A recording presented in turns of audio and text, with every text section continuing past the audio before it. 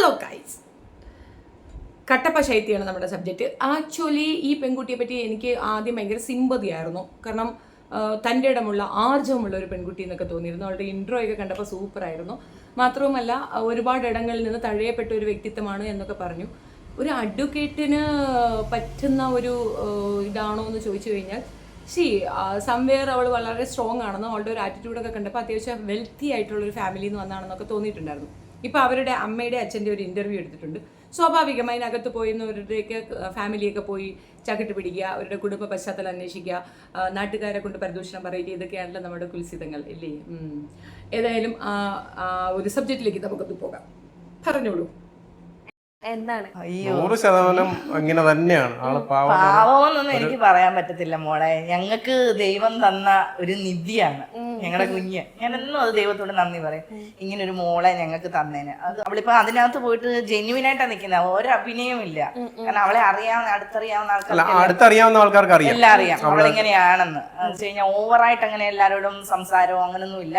പക്ഷെ പറയേണ്ട കാര്യങ്ങൾ പറയും, എന്നാൽ എല്ലാവരോടും ഭയങ്കര കെയറിങ്, സ്നേഹം, അങ്ങനെയൊക്കെയുള്ള കാര്യങ്ങൾ. അങ്ങനെ എന്താ പറയുന്നേ, അങ്ങനത്തെ ഒരു കുട്ടിയാണ്. അങ്ങനത്തെ ഒരു കുട്ടിയാണ് പാവം എൻ്റെ ശൈത്യ കൊച്ച്. എന്താ അല്ലേ അമ്മ അച്ഛൻ്റെ അഭിപ്രായം? പക്ഷെ ഞാൻ വിചാരിച്ചത് എന്താണെന്നറിയാമോ, അതിനകത്ത് നടന്ന ഷോ ഒന്നും കാണാതെ ആയിരിക്കും ഈ അമ്മ അച്ഛന് ഈ ഡയലോഗൊക്കെ കാച്ചു നിന്ന്. തെറ്റുപറ്റിപ്പോയി കേട്ടോ. അമ്മ അച്ഛനും ഇത് കുത്തിയിരുന്ന് കാണുന്നുണ്ട്. കാര്യങ്ങളൊക്കെ മനസ്സിലാക്കുന്നതിന് മുമ്പാണോ എന്നും ഡൗട്ട് ഉണ്ടായിരുന്നു. ഒരു പക്ഷേ അനുവിനെ പറ്റി അങ്ങനെ ഒരു മോശം അഭിപ്രായം പറയുന്നതിന് മുമ്പാണോ ഇവർ ഈ വീഡിയോ എടുത്തതെന്നുള്ളത് ഡൗട്ട് ഉണ്ടായിരുന്നു. അല്ലെന്നേ, അതൊക്കെ കേട്ട ശേഷവും പറയുന്നതാണ്. അത് പിന്നെ അവരവരുടെ മക്കളല്ലേ, ജമ്മെന്നല്ല പിന്നെ ഗുമ്മെന്ന് പറയാൻ പറ്റുമോ? അതൊക്കെ സ്വാഭാവികമാണ്. മക്കളെ പറ്റി പുകഴ്ത്തി പറയുന്നതിൽ തെറ്റൊന്നുമില്ല. ഇനിയാണ് അടുത്ത കോമഡി കേൾക്കേണ്ടത്, അതും കൂടെ കേൾക്കാം. എന്തരോ നമ്മൾ 24 hours ലൈവ് കണ്ടുകൊണ്ടിരിക്കുന്ന കാര്യം എന്താ വെച്ച് കഴിഞ്ഞാൽ, അവൾക്ക് ആവശ്യമുള്ള കാര്യങ്ങളിൽ അല്ല ചുമ്മാ എല്ലാവരും കിടന്ന് വഴക്കുണ്ടാക്കുന്നു, അല്ലെ അതിന്റെ ഇടയ്ക്ക് പോയി കിടന്ന് വഴക്കുണ്ടാക്കുന്നു. അവിടെ കാണുന്ന എല്ലാം ഇങ്ങനെ ആരെങ്കിലും ഒരു വഴക്കുണ്ടാക്കുന്നിടത്ത് പോയി കണ്ടന്റ് ഉണ്ടാക്കാൻ വേണ്ടി പോയി നിൽക്കുന്നു. അവൾക്ക് അതിന്റെ ആവശ്യമില്ല. അവൾക്ക് നേരെ ആരെങ്കിലും ശബ്ദം ഉയർത്തിയിട്ടുണ്ടെങ്കിൽ അതിനെ അവള് ബോൾഡായിട്ട് തന്നെ നിന്ന് എതിർത്തിട്ടുണ്ട്. അവക്കതിന്റെ ആവശ്യമില്ലേ? അപ്പൊ പിന്നെ എന്തിനാ അവിടെ പോയേ? കണ്ടന്റ് ഉണ്ടാക്കുക എന്നുള്ളതല്ലേ ഉദ്ദേശ ലക്ഷ്യം. പിന്നെ അവിടെ പോയി ചുമ്മാ ഇരുന്ന് തിന്നും കുടിച്ചിട്ട് ഇനി വരാനാണ് മോളെ അങ്ങോട്ട് പറഞ്ഞു വിട്ടത്. ചാച്ചാ എന്തുവാ? ആക്ച്വലി ഇങ്ങനെ കണ്ടാലേ അവളുടെ അച്ഛനാണെന്നൊന്നും തോന്നത്തില്ല. നിങ്ങൾ തെറ്റിദ്ധരിക്കല്ലേ, അങ്ങനെയല്ല. കാണുമ്പോൾ ഒരു യങ് ലുക്ക്. അമ്മയാണെങ്കിൽ കുറച്ച് പ്രായം തോന്നും. അച്ഛനെ കണ്ടപ്പോൾ ഞാൻ ആദ്യം വിചാരിച്ച സഹോദരനെ മറ്റോ ആയിരിക്കും എന്നാണ്. എന്താ പറയുന്നേ, നമ്മൾ ഇടയ്ക്കിടയ്ക്ക് ഓരോ വീടുകളിൽ മാറുന്നത്. അന്ന് ശൈത്യം ഞാൻ സ്കൂളിലൊന്നും ചേർത്തിട്ടില്ല. അവിടെ ഒരു സ്കൂളിലാണ് പഠിച്ചത്, നല്ലൊരു സ്കൂളിലാണ് ചേർത്തത്. പക്ഷേ അവളെ കൊണ്ട് ഞങ്ങൾ തിരിച്ചു വന്നുകൊണ്ട് ഇവിടെ നമുക്ക് ഒരിടത്ത് സ്ഥിരതയില്ലാതെ നിൽക്കുമ്പോൾ ഒരു സ്കൂളിലും ചേർക്കാൻ പറ്റത്തില്ലല്ലോ. അങ്ങനെ കുറേ ബന്ധുക്കളുടെയൊക്കെ വീട്ടിൽ പോയി കുറേ അടുത്ത് നമ്മളൊരു ജോലിക്കാരി, കാരണം കുറേ ദിവസം ആകുമ്പോൾ അവരും എടുക്കത്തില്ലേ, ജോലിക്കാരിയെ പോലെ കണ്ട്. അങ്ങനെ ഞങ്ങളുടെ ഒരു ഇത് കണ്ടപ്പോഴത്തേക്ക് എൻ്റെ അച്ഛന് പറഞ്ഞു, ഇനി അങ്ങനെ നിൽക്കേണ്ടെന്ന് പറഞ്ഞിട്ട് ഒരു വാടകയ്ക്ക് ഒരു വീടൊക്കെ എടുത്ത്, അച്ഛൻ തന്നെ പൈസ കൊടുത്ത് വാടകയ്ക്ക് ഒരു വീടൊക്കെ എടുത്തുന്നു. അങ്ങനെ അവിടെ താമസിച്ച് അപ്പോൾ എന്തെങ്കിലും ജീവിക്കാനൊരു ഇത് വേണമല്ലോ. അങ്ങനെ പുള്ളിക്ക് നല്ല വിദ്യാഭ്യാസമുണ്ട്, പക്ഷേ അന്നേരത്തെ സാഹചര്യത്തിൽ നല്ല ജോലി കിട്ടിയില്ല. അങ്ങനെ ഈ സോളാറിന്റെ ലൈറ്റ് ഇല്ലേ, അതിങ്ങനെ വീടുകളിൽ കയറിയിട്ട് ഓരോ വീടുകളിലും കൊണ്ട് നടന്ന് ഇങ്ങനെ അതും കൊണ്ട് പോയിട്ട് അല്ല, നമ്മൾ പല രീതിയിലുള്ള നോക്കി, മീൻസ് ലോങ് ടൈം അല്ല, ഒരു 2 പ്രാവശ്യം 3 പ്രാവശ്യം ഒക്കെ അങ്ങനെ നോക്കിയിട്ടുണ്ട്. അത് കഴിഞ്ഞ് അങ്ങനെ ഓരോന്നും ഇങ്ങനെ ട്രൈ ചെയ്തോണ്ടിരുന്നു. അങ്ങനെ 2 മാസം സ്കൂളിൽ പോയില്ല മോളെ. കാരണം പൈസ ഇല്ല. സ്കൂളിൽ റാന്നി എന്ന് പറഞ്ഞ സ്ഥലത്താണ് താമസിച്ചത്. പൈസ ഇല്ല കയ്യിൽ. അങ്ങനെ 2 മാസം പോകാൻ നിന്നു. പിന്നെ എനിക്ക് തോന്നുന്നു സന്തുവിൻ്റെ ചേട്ടൻ എങ്ങാണ്ട് അന്വേഷിച്ചപ്പം കുഞ്ഞ് സ്കൂളിൽ പോകുന്നില്ല. അങ്ങനെ ചേട്ടൻ എങ്ങാണ്ട് പൈസ തന്ന് ആണെന്ന് തോന്നുന്നു, അല്ലേ? ചേട്ടനാ സഹായിച്ചിട്ട് സ്കൂളിൽ ചേർത്ത് നമ്മൾ അവരോടൊക്കെ എങ്ങനെ ചോദിക്കുന്നതല്ല. നമ്മുടെ പൈസ ഇല്ല, ബാഗ് മേടിക്കാൻ പോലും പൈസ ഇല്ല. 2 മാസം കഴിഞ്ഞിട്ട് എൻ്റെ കുഞ്ഞിനൊരു നല്ലൊരു ബാഗ് മേടിച്ച് കൊടുത്തത്. അത് ഈ സോളാറിന്റെ ഈ ജോലിയൊക്കെ ചെയ്തിട്ടാണ് മേടിച്ചു കൊടുക്കുന്നത്. അല്ലേ കരയുന്ന അല്ലെ പറച്ചിരിക്കുന്നവർക്കൊന്നും അറിയില്ല മോളെ. എന്റെ കുഞ്ഞ് അനുഭവിച്ച യാതനകൾ ഒത്തിരി അനുഭവിച്ചിട്ടുണ്ട്. നല്ല ഡ്രസ് ഇല്ലായിരുന്നു അവൾക്ക്. ഞാനിപ്പൊ ഇങ്ങനെ വന്നിരുന്ന് പറയുന്ന ആൾക്കാർ പറയും ഞാൻ അവൾക്ക് സിമ്പതി കിട്ടാൻ അതൊന്നും അല്ല. എന്റെ ജീവിതത്തിൽ ഒത്തിരി എന്റെ നാട്ടിൽ അന്വേഷിച്ചറിയാം ഞങ്ങൾ അനുഭവിച്ച വിഷമങ്ങൾ എന്താണെന്ന്. എന്റെ നാട് പെരുന്നാണ്. ഇന്നും എനിക്ക് വീടെന്ന് പറയാനൊക്കെ ഉണ്ട്. അച്ഛനും അമ്മയും ഉള്ള വീട്ടില്ല, ഞങ്ങൾ 2 പെൺമക്കളാണ്. പക്ഷെ ഇന്നും എനിക്കൊരു നല്ല വീടില്ല. ഒരു ഓടൊക്കെ ഇട്ടെല്ലാം ചോർന്ന ഒരു വീടാകുമ്പോൾ അപ്പൊ സത്യത്തിൽ ഈ അമ്മയുടെ കണ്ണീര് കാണുമ്പോൾ എനിക്ക് പ്രത്യേകിച്ചൊന്നും തോന്നുന്നില്ല കേട്ടോ. സിമ്പതിയോ ഒന്നും തോന്നുന്നില്ല. സാധാരണ ഒരു മിഡിൽ ക്ലാസ് ഫാമിലിയിൽ ഉണ്ടാകുന്ന തരത്തിലുള്ള പ്രോബ്ലംസ് മാത്രമാണ്. ഇതിനൊക്കെ പരിഹാരങ്ങൾ ഉണ്ട് തന്നെയാണ്. ഞാനും ഒക്കെ ഇങ്ങനെയുള്ളൊരു മിഡിൽ ക്ലാസ് ഫാമിലി ജനിച്ചു വളർന്ന വ്യക്തിയാണ്. എനിക്കറിയാം, എനിക്ക് എപ്പോഴും കിട്ടുന്നത് മൂത്ത ആൾക്കാരുടെ ഉച്ചിഷ്ടമാണ്.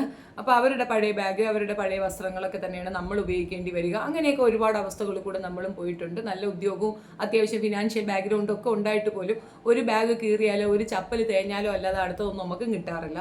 അപ്പോൾ ഇതൊക്കെ ഒരു വലിയ കഥയായിട്ട് പറയുന്നുണ്ടെങ്കിൽ ഒന്നും പറയാനില്ല. അവർ പറയുന്നു ഓടിട്ട വീടാണ് അവർക്കുള്ളതെന്ന്. ഓടിട്ട വീടിന് എന്താ കുഴപ്പം? ഓലമേന്നെ വീട്ടിൽ കിടന്നവർ വരെ അതിനകത്തുണ്ട്. അങ്ങനെ ജീവിച്ചവരാണ് അനു എന്നൊക്കെ പറയുന്നത്. അനു പറയുന്നുണ്ടത്, ഞാനൊരു ചാണകം മെഴുകിയ തറയിൽ ഓല ഉള്ള വീട്ടിലാണ് ജനിച്ചു വളർന്നതെന്ന് പറയുന്നു. അതൊക്കെ കാലാനുസൃതമായി എല്ലാം മാറും. ഓരോരുത്തർക്ക് ഭാഗ്യമുണ്ടെങ്കിൽ അല്ലെങ്കിൽ അവരുടെ എഫർട്ടിൽ അവർ മുന്നോട്ട് വരിക തന്നെ ചെയ്യും. നമ്മളാരും ജനിക്കുമ്പോൾ പണക്കാരനായിട്ട് ജനിക്കണമെന്ന് നിർബന്ധമില്ല. പക്ഷേ മരിക്കുമ്പോൾ നമ്മൾ പിച്ചക്കാരനായിട്ട് മരിക്കുന്നെങ്കിൽ അതിൻ്റെ ഉത്തരവാദിത്തം നമുക്ക് തന്നെയാണ്. മറ്റുള്ളവരെ കുറ്റം പറഞ്ഞിട്ട് കാര്യമില്ല. അമ്മയ്ക്കും അച്ഛനിക്ക് 2 പെൺമക്കൾ പ്രണയിച്ചാണ് അദ്ദേഹത്തിൻ്റെ കൂടെ ഇറങ്ങി വരുന്നതെന്ന് പറയുന്നുണ്ട്. കഥകൾ മൊത്തം അങ്ങോട്ട് ടാലി ആകുന്നില്ല. എന്താ പ്രശ്നം എന്നറിയാമോ? ഉള്ളത് കൊണ്ട് സംതൃപ്തിപ്പെടാത്ത ഒരു മനസ്സുണ്ട് സ്ത്രീക്കെന്ന് തോന്നുന്നു. അത് നിങ്ങൾ ആ ഇൻ്റർവ്യൂ കണ്ടാൽ മാത്രമേ മനസ്സിലാവൂ. ആ മനുഷ്യനെ അടുത്ത് വെച്ച് അങ്ങ് അപമാനിച്ച് കൊല്ലുകയാണ്.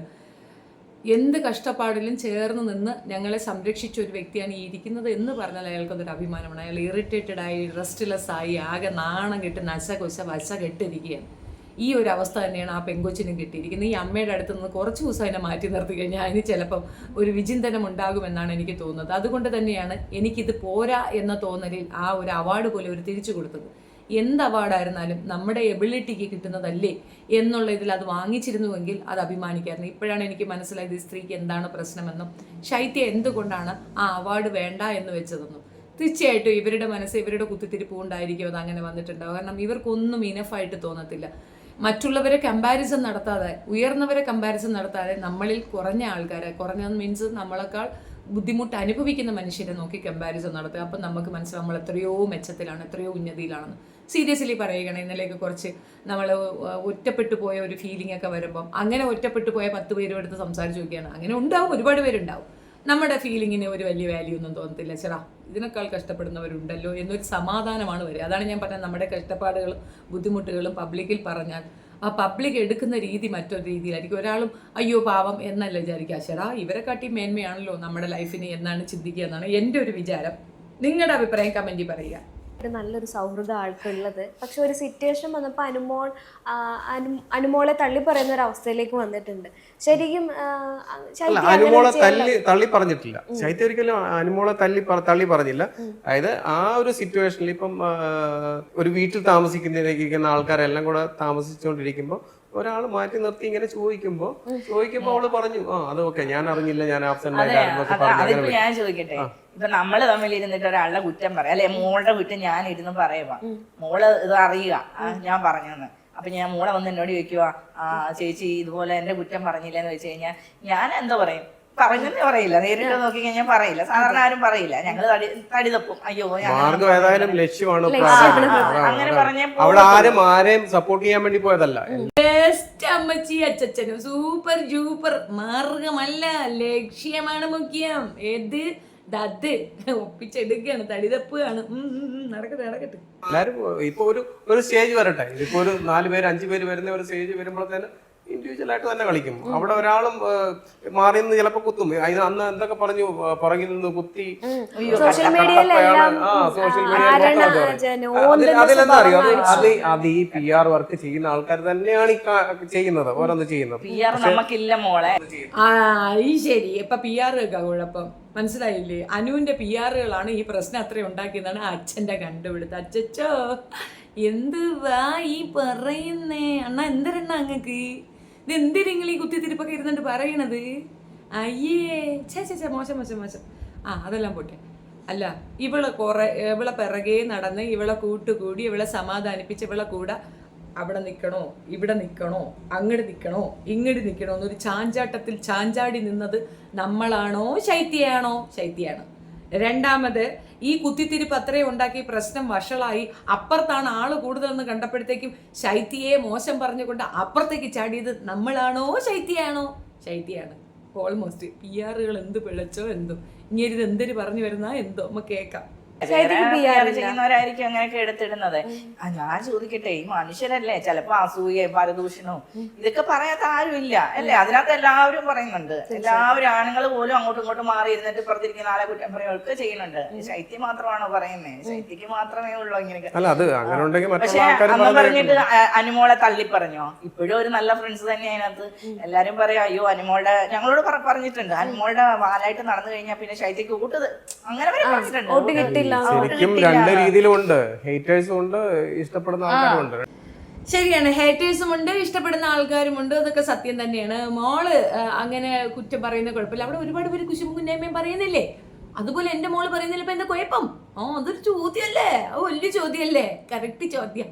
ലാസ്റ്റ് ഫ്രൈഡേയിൽ വോട്ടിംഗ് തീരുന്നതിന് ഒരു എനിക്കൊന്ന് 8 മണിക്കോ മറ്റോ തോന്നി അനുമോളുടെ പേജിൽ ഇവളുടെ ഇത് വോട്ട് ചെയ്യണമെന്ന് പറഞ്ഞ് ഷെയർ ചെയ്തിരുന്നു. അതിനകത്ത് ഞാൻ ചോദിക്കുന്നത്, 8 മണിക്ക്, ഈ രാത്രിയിൽ 8 മണിക്ക് 8 മണി തൊട്ട് 12 മണി വരെ ഉള്ളൂ സമയത്ത് ഒരു ഫാൻസുകാരും ആ ഒരു ടൈമിൽ വോട്ട് ചെയ്യത്തില്ല. ചെയ്യും തോന്നുന്നു? ഇല്ല. എനിക്ക് ശരിക്കും അതുപോലെ തന്നെ നമ്മുടെ റിലേറ്റീവ്സ് ആയിക്കോട്ടെ, ആരാണെങ്കിലും ഞാനിപ്പോൾ എൻ്റെ മോൾ വോട്ട് ചെയ്യുന്ന 12 മണിക്ക് സ്റ്റാർട്ട് ചെയ്യുമ്പോൾ തന്നെ ഞാൻ വോട്ട് ചെയ്യും. ഇവിടെ രാവിലെ എണ്ണിക്കുമ്പോൾ തന്നെ വോട്ട് ചെയ്യും. ആ ഒരു ടൈം വരെ നമ്മൾ ഫാൻസുകാരൊന്നും ആ ടൈം വരെ ഒന്നും കാത്തിരിക്കത്തില്ല. അത് തന്നെയല്ല ഇപ്പോൾ ഒരാളുടെ പേജിലിട്ടെന്ന് പറഞ്ഞിട്ട് പോയി ശൈത്യക്ക് വോട്ട് ചെയ്യണമെന്നില്ല, അങ്ങനൊന്നുമില്ല. അതിന്റെ പിറ്റേ ദിവസം തന്നെയാണ് ഇവര് ഈ ഒരു സീൻ എങ്ങനെ അവളെ മോശമാക്കിക്കൊണ്ട് എഴുതി വിടുന്നത്. സൈബർ ബുള്ളിംഗ് ഉണ്ടല്ലേ ശരിക്കും? നോക്കിയിരിക്കുക, എന്തെങ്കിലും ഒന്ന് കിട്ടാൻ വേണ്ടി നോക്കി. ഞങ്ങൾ എന്ന് പറഞ്ഞു കഴിഞ്ഞാല് എനിക്ക് സങ്കടമായി, ഞങ്ങൾ എന്ത് തെറ്റ് ചെയ്തു? ഞാനോളും നല്ല തന്തയും തള്ളയും, സൂപ്പർ ഡൂപ്പർ. ശൈത്യയെ പറ്റി എൻ്റെ ഒരു അഭിപ്രായം പറയുകയാണെന്നുണ്ടെങ്കിൽ, അത്യാവശ്യം നല്ല ക്യാരക്ടർ ഉണ്ടെന്ന് തെറ്റിദ്ധരിച്ചുകൊണ്ടാണ് ഞാൻ ആ പെൺകുട്ടിയെ സപ്പോർട്ട് ചെയ്തിട്ടുണ്ടായിരുന്നത്.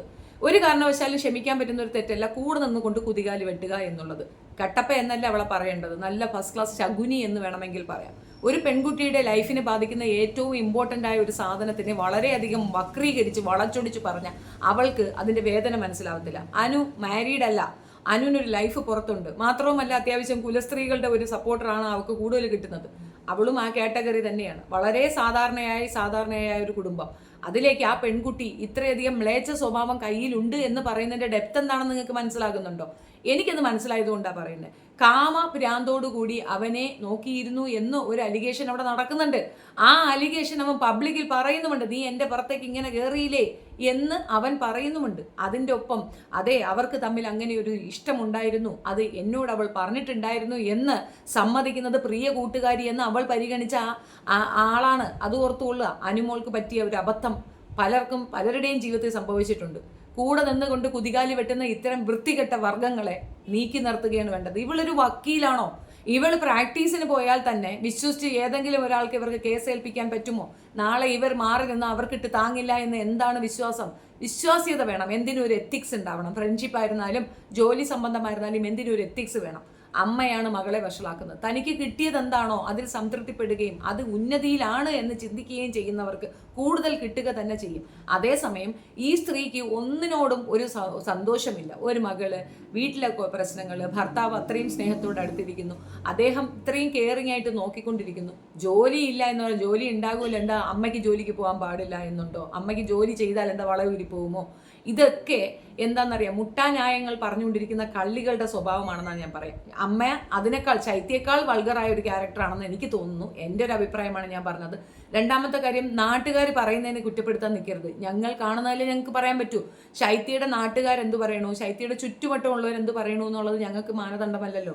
എനിക്ക് മനസ്സിലായ കാര്യം, ശൈത്യ ഒരു ഭൂലോക ഫ്രോഡാണ്.